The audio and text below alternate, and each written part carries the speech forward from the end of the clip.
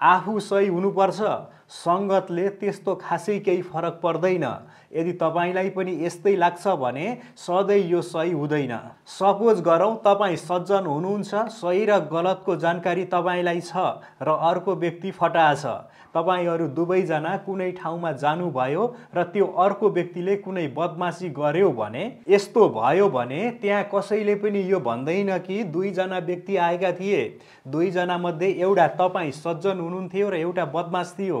बदमास व्यक्तिले बदमासी गर्यो र सज्जन तपाईले टुवा परेर हेरिरहनु भयो भनेर यस्तो कसैले पनि भन्दैन। भन्छ त केवल दुईजना बदमास फटाहाहरू आएका थिए, यहाँ ठुलो यस्तो बदमासी गरेर गए भन्छ।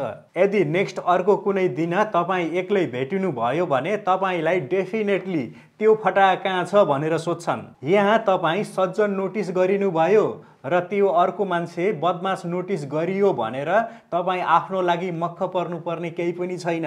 यहाँ तपाईलाई सिधै ए फटाहा कहाँ जाँदैछस् भनेर सिधै भन्न उसलाई अप्ठ्यारो लागेको भएर यस्तो भनेको हो। विचार गर्नुस् त, यदि त्यो ठाउँमा तपाईँ एक्लै जानु भएको भए नोटिस गरिने हुन्थ्यो या हुँदैन थियो। सो सङ्गतले फरक पार्छ। तपाईले सङ्गत गरेको व्यक्तिले सङ्गत गरिरहेकै अवस्थामा कुनै बदमासी गरेमा त्यो व्यक्ति सरह तपाईँ पनि बदमास हो भन्ने सबैले बुझ्छन्।